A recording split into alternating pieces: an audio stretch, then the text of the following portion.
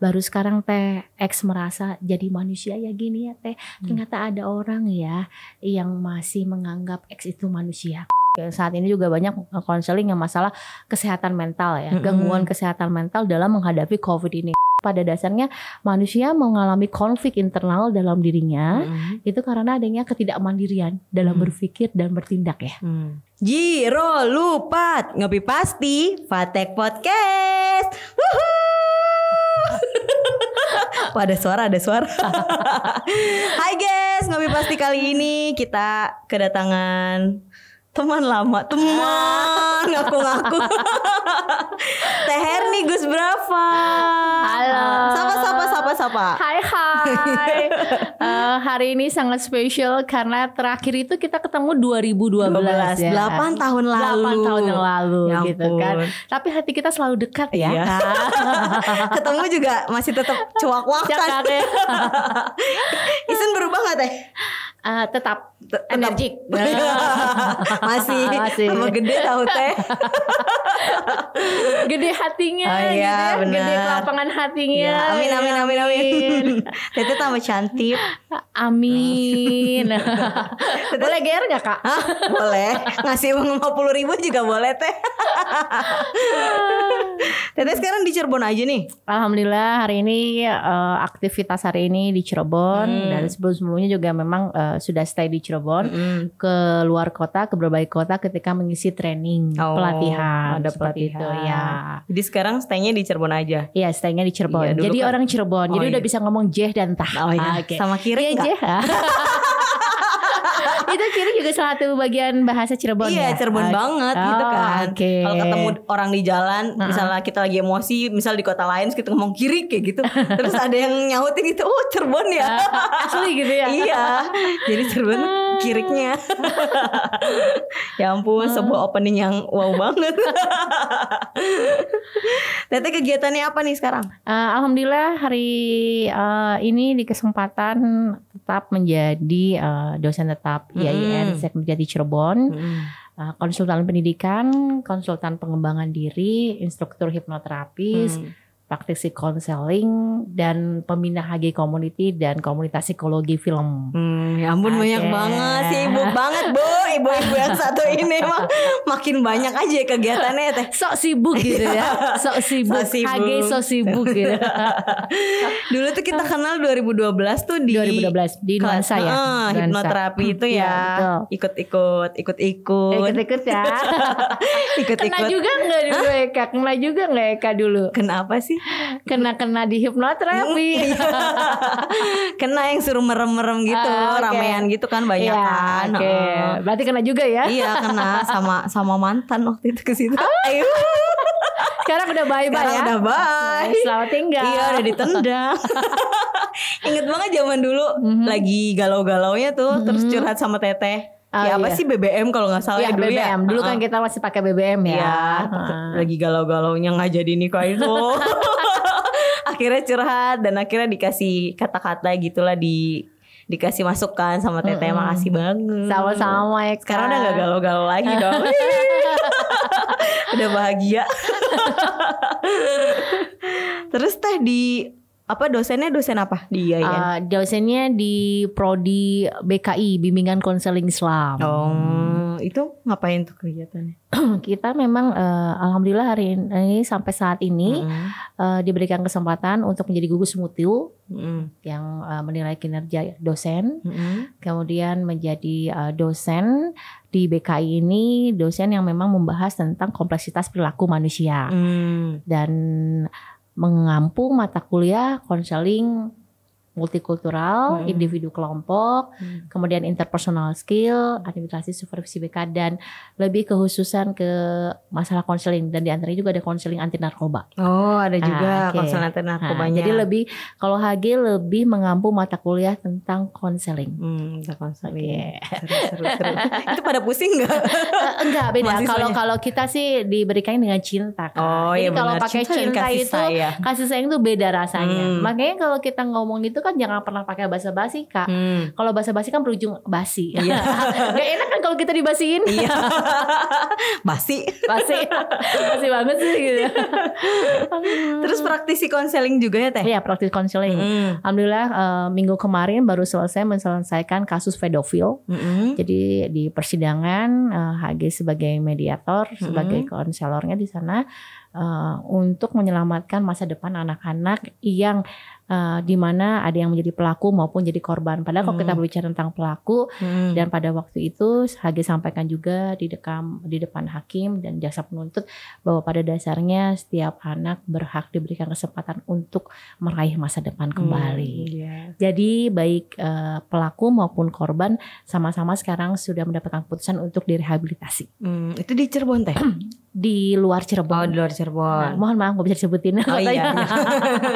Itu kode etik ya. Iya. Yang jelas sangat luar biasa sekali. Di situ HG banyak belajar tentang bagaimana caranya kita memahami kompleksitas perilaku manusia. Karena kalau bicara tentang kompleksitas manusia kan gak lepas dari kecenderungan seseorang untuk berperilaku pasif, kemudian agresif, manipulasi ataupun asertif itu sendiri. Nah, yang kasus pedofil ini, yang kelas 2 SMP ini, rupanya dia memang mengalami sama dilakukan pelecehan seksual dan dia menjadi korban pedofil ketika kelas 2 SD. Oh, pas dulunya gitu ya Teh. Di kelas 2 SD dan dia memendam permasalahannya itu dari kelas 2 SD sampai kelas 2 SMP. Dan itu ketahuan ketika ada warga yang melapor. Nah, selama ini tidak ada yang melapor. Dia terkenal dengan orang sosok anak yang sangat baik, kemudian lebih cenderung introvert, memang pendiam dan prestasi akademiknya sangat bagus. Jadi tak ada satupun yang mencurigai dia. Nah, pada waktu itu HG dipanggil, kemudian HG datang, HG nyelesain kasus ini 3 bulan ya. 3 bulan keluar kota, keluar dari Cirebon gitu ya. 3 bulan itu kemudian HG dampingi, kemudian HG rangkul. Pada saat itu dia bilang satu pernyataan yang dia bilang ketika dia sudah berada di tengah-tengah masyarakat, dia sudah dijat oleh masyarakat sekitar. Namun wajar ya ketika mungkin masyarakat melihat ada korban pedofil, salah satunya mungkin anaknya jadi korban, itu akan ada emosi marah ya. Kepribadian, topeng kepribadian yang muncul kan topeng hostility nih, kemarahan yang muncul. Nah, pada saat itu HG bicara pada anak tersebut, kita ngobrol berdua di satu ruangan. Saya bilang, saya nggak peduli apa yang dikatakan orang sama kamu. Gitu kan. Yang saya pedulikan saat ini saya harus menyelamatkan seorang anak yang harus memiliki masa depan. Gitu ya. Yang saya pedulikan sekarang adalah saya bagaimana caranya saya membantu yang ada di depan teteh ini untuk belajar memaafkan diri dan belajar memaafkan orang lain serta memperbaiki perilaku. Itu apa yang terjadi pada waktu itu. Anaknya langsung nangis karena sangat tertutup. Kalau menjawab pertanyaan orang tuanya juga iya tidak atau ketika butuh saja misalkan pengen beli buku atau apa itu berbicara seperti itu.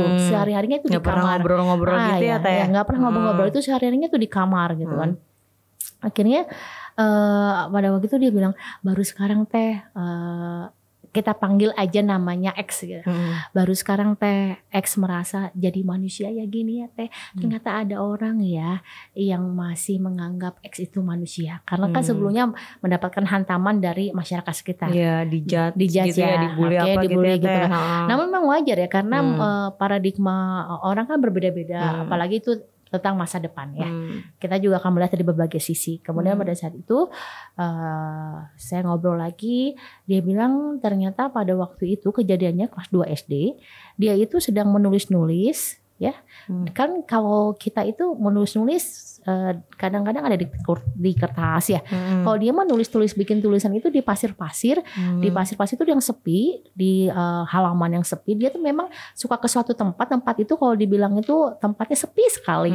Nah rupanya dia sering menulis-nulis seperti itu. Dia kan lebih cenderung tertutup dan pada waktu itu kurang sosialisasi juga. Sehingga ada seorang bapak-bapak yang mendekatinya. Nah, seorang bapak mendekati itu, kemudian memberikan afeksi, memberikan perhatian lebih. Ternyata pada akhirnya dia dia menjadi korban dari pedofil itu sendiri. Nah setelah kejadian itu, menurut dia ada hal-hal yang memang sangat menakutkan dalam hidupnya, seperti masa depan sudah nggak tahu, mau bicara sama orang tua takut gitu kan, mau bicara sama siapa nggak pernah ada solusi. Tapi satu sisi menurut dia kok ada pikiran yang aneh ya, ketika sudah dilakukan seperti itu ada benci tapi ingin melakukan. Nah itu kan bicara tentang pikiran bawah sadar seseorang nih, tentang traumatik yang muncul, permasalahan di masa lalu yang muncul. Kita kembalikan lagi bangkit, oh ternyata dari segi biologis mungkin sudah ada kebutuhan karena mengalami ya gitu kan gitu. Nah, satu sisi dia pun merasa benci, oh saya seperti ini, kok kondisi saya seperti ini. Satu sisi kok saya merasa saya butuh, kok saya ada tubuh saya yang nagih untuk melakukan itu gitu. Jadi kan dirinya sendiri bingung gitu ya Teh. Dilema konflik ya kan, jadi konflik kan dalam batin dia. Betul, konflik dalam batin. Jago kalau masalah batin Eka lah pokoknya jagonya gitu ya. Mata batin bukan mata batinmu gitu. Dengan mata batinku gitu ya, dan izin Allah tentunya. Nah seperti itu Kak, jadi itu luar biasa dan ini sangat menarik sekali. Mungkin ini ada beberapa pertanyaan yang pada satu saya tanyakan, kemudian saya rangkul dan dia melakukan, ternyata di kamarnya itu dia punya buku catatan khusus siapa saja yang akan menjadikan korban pedofil dirinya. Dan itu hanya tertuju pada untuk semua yang kelas 2 SD.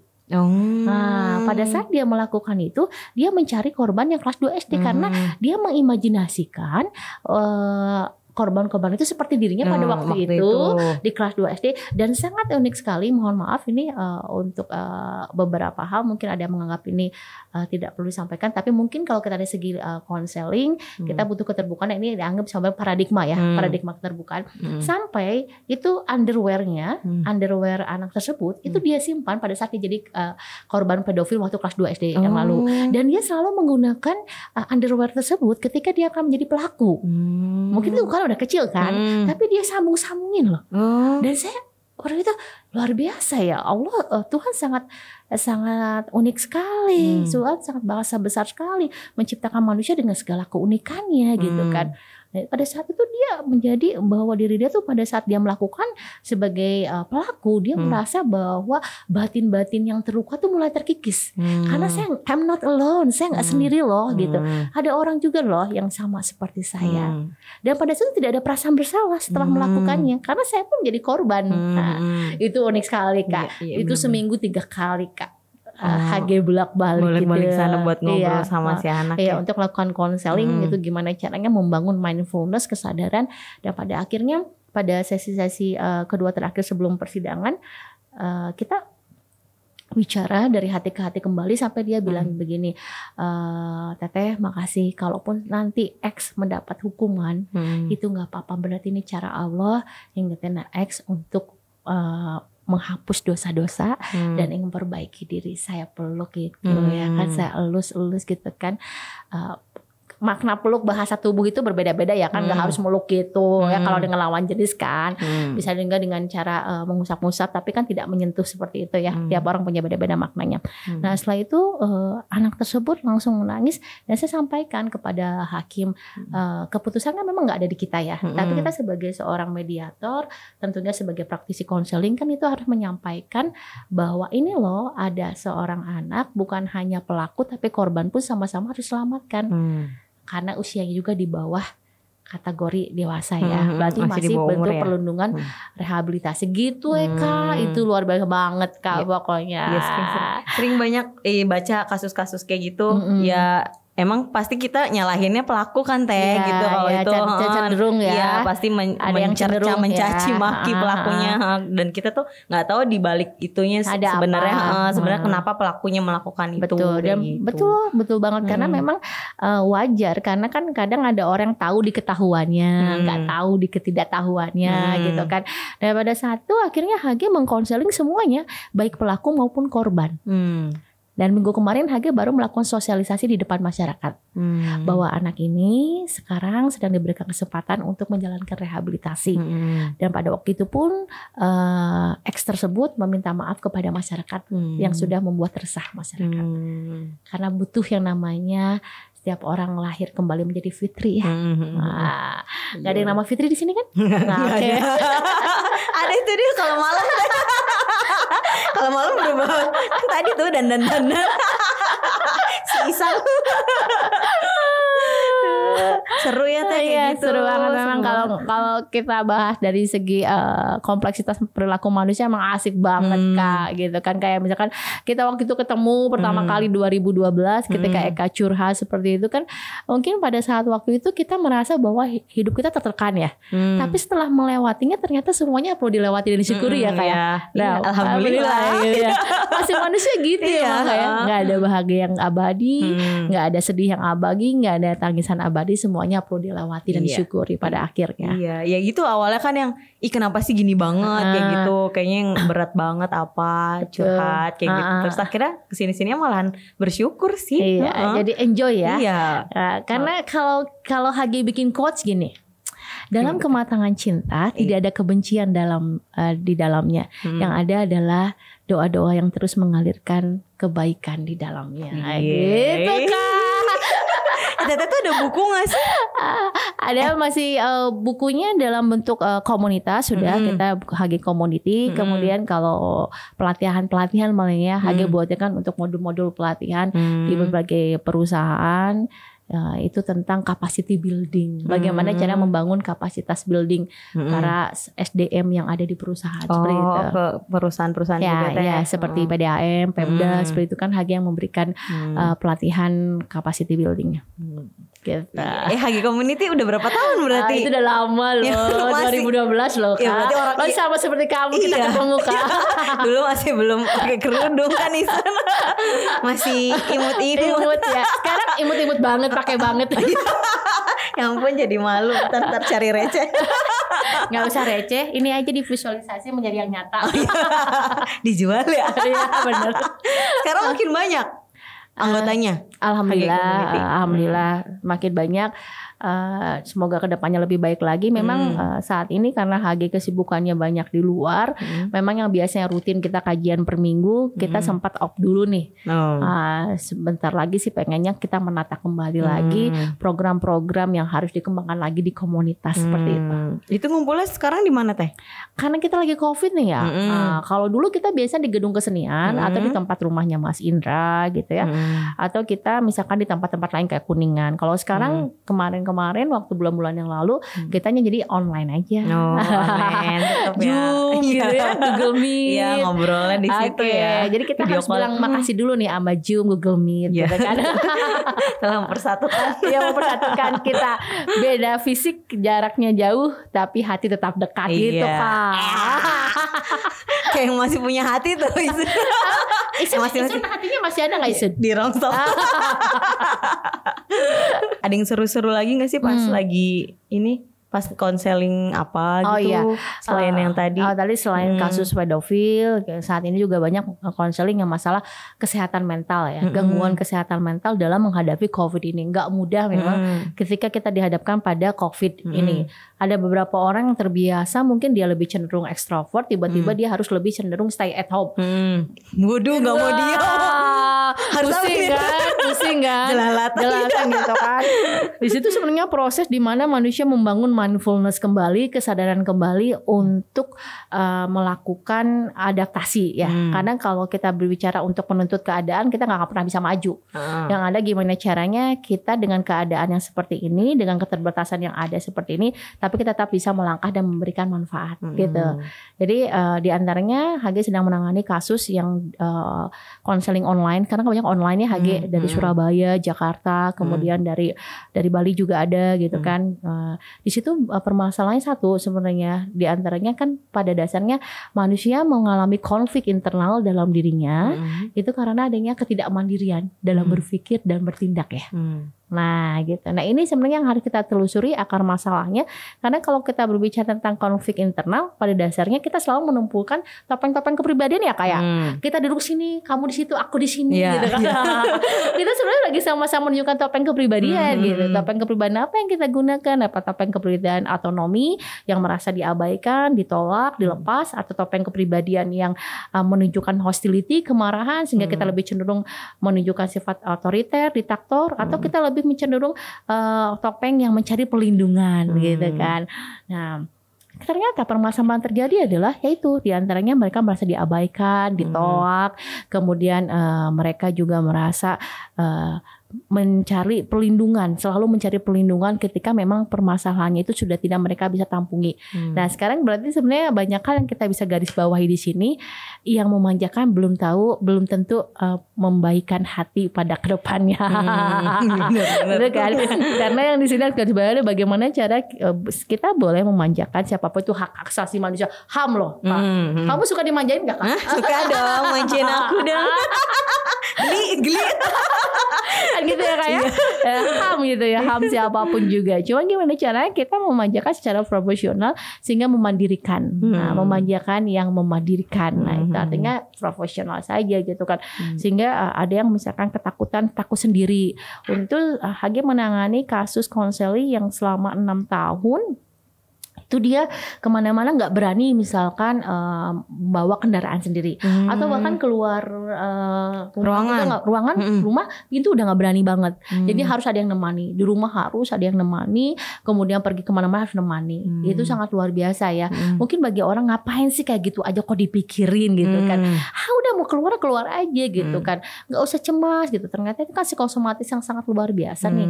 Yang harus kita namakan di sini adalah bagaimana caranya kita menggambarkan pada diri konseli bahwa setiap fase itu memang tidak perlu dipaksa ya. Tapi belajar untuk menerimanya gitu. Karena semakin ada beberapa karakter orang kalau semakin dipaksa semakin berontak.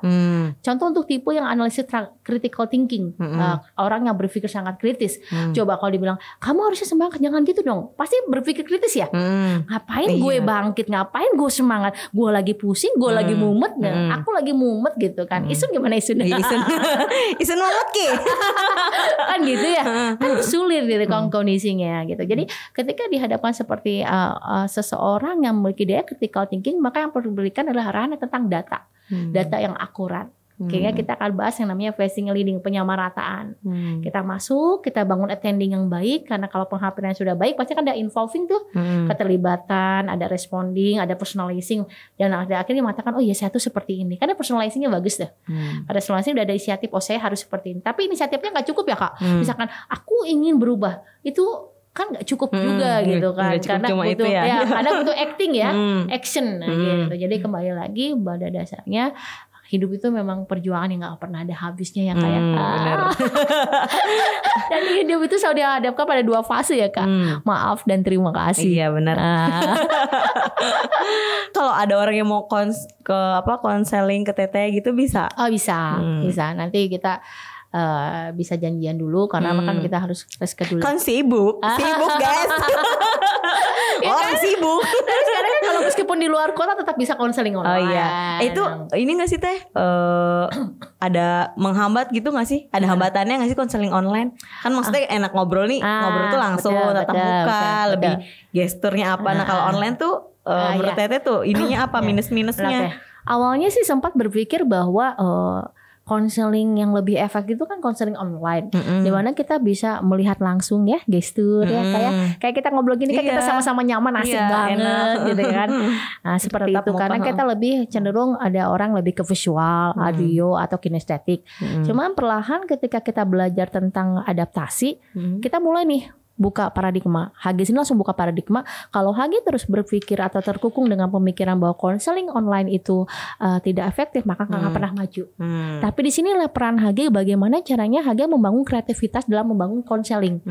Ternyata pada saat HG membuka paradigma tersebut dan HG terus cari kreativitas dalam memberikan konseling, alhamdulillah ternyata efektif dan berjalan dengan baik. Nah, jadi kembali pada paradigma awal. Kalau soal hambatan, iya diantaranya jaringan. Putus-putus, jaringan putus-putus karena nggak ini gitu. Nah, cuman bagaimana caranya kalau kita sebagai dunia praktisi konseling, ketika misalkan konseling lagi menggebu-gebu cerita tuh, tiba-tiba mati tuh jaringan kan gelap banget gitu ya. Isu lagi ngomong lagi cerita-cerita. Stop gitu. Nah, situ justru Hage langsung masukin celah. Ya ternyata gini ya, memang bener banget pertemuan kita tuh gak ada yang namanya kebetulan seperti pertemuan saat ini. Dan ternyata saat ini pun kita sedang belajar tentang ekspektasi dan realita, termasuk saat menghadapi jaringan itu sendiri. Kan tuh bisa dihubungkan. Nah, jadi segala sesuatu memang bisa kita hubungkan sehingga membuat paradigma seseorang untuk kembali tumbuh dan berkembang. Gitu Eka. Mantap.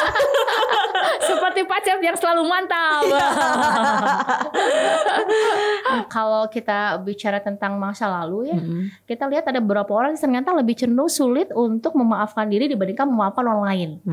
Tapi ada juga ternyata ketika orang dihadapkan ketidaknyamanan, dia akan melakukan dehumanisasi, pengkambing hitaman. Nah, gara-gara dia sih isunya gini gitu. Gara-gara dia sih, kalau nggak kayak dia, aku nggak akan menderita seperti ini. Aku nggak akan sakit terluka seperti ini, kan begitu.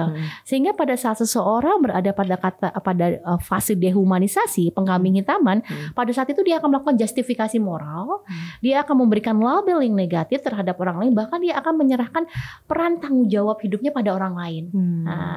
Nah di sini yang harus kita cermati, inilah mulailah bibit-bibit yang harus dibenahi dalam kesehatan mental kita. Gitu kan. Padahal yang tanggung jawab itu diri kita sendiri, betul, kan Teh. Betul. Cuma nggak semua orang mampu ya Kak ya, pada saat lagi puyeng ya Kak, lagi kondisi tertekan, kadang kan tidak semua orang memiliki kesadaran langsung penuh bahwa ini adalah tanggung jawab hidupnya. Ada yang mungkin untuk memasuki fase kebijaksanaan itu ya masuk fase itu dulu, memblaming dulu. Pada akhirnya dengan tahap perjalanan hidup, dia belajar tentang kematangan hidup, lama-lama kan akan menjadi proses nilai-nilai kebajikan dalam dirinya gitu. Gitu memang kita kembali lagi ke masalah perilaku manusia. Kita akan lihat kenapa seseorang sampai berada pada kondisi tertekan, kenapa seseorang merasa sulit untuk keluar dari masalahnya. Ternyata kan banyak faktor-faktor, diantaranya mungkin dia memiliki pengalaman tidak menyenangkan di masa lalu, atau karena pola didik dari kecilnya yang memang biasa apapun dimudahkan, jadi kurang memiliki nilai juang yang tinggi untuk memperoleh sesuatu. Karena itu ketika kita mencintai seseorang, jangan berikan sesuatu dengan cara mudah dan instan. Biarkan orang tersebut belajar tentang proses juang. Karena ketika dia belajar tentang proses juang, maka dia akan menghargai kita dan orang-orang sekitarnya. Gitu. Tuh dengerin, jangan mudah jatuh cinta, woi. Jatuh cinta itu mudah ya. Jangan gampangan. Ya, jatuh cinta itu mudah, yang sulit itu membangun. Karena itu kita akan melihat seseorang mana yang benar-benar setia dengan kita pada saat kondisi kita dalam kondisi mungkin menurut dia tidak nyaman, kondisi menurut dia sudah tidak menyenangkan lagi. Di situ kan sebenarnya akan ada muncul namanya nilai-nilai komitmen dalam diri kita untuk terus belajar. Ini hidup bukan tentang kamu harus mengerti aku, atau aku harus mengerti kamu, tentang bagaimana caranya kita mencari jalan bareng biar kita tetap bisa membangun cinta. Iya, bareng-bareng. Bangun cinta bareng-bareng. Bareng-barengnya gimana Kak? Bareng-bareng. Sip, Teteh makasih udah mampir-mampir ke Fateh. Sama-sama. Sangat menginspirasi, sangat bermanfaat sekali, tumben lagi. Obrolan kita berfaedah nih. Nanti buat teman-teman barangkali mau ngobrol-ngobrol sama Teteh, bisa ke sosmed Teteh aja. Nanti berarti follow aja di IG-nya Hernigus berapa. Mohon maaf nanti DM dulu. Biar di-accept. Biar diterima. Ya. Teteh sukses ke depannya. Amin. Ya, sama juga buat Eka dan semua tim di sini. Ya, makin sukses, makin lancar lah pokoknya. Amin.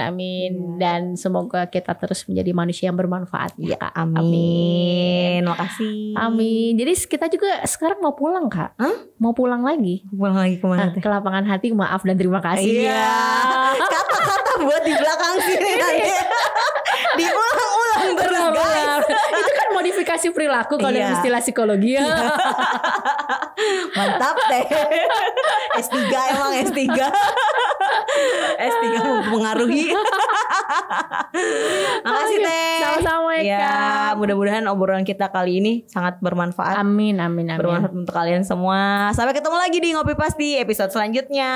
Oke. Dadah. Wassalamualaikum warahmatullahi wabarakatuh. Jiro Lupat Ngopi Pasti Fateh Podcast. Wuhu.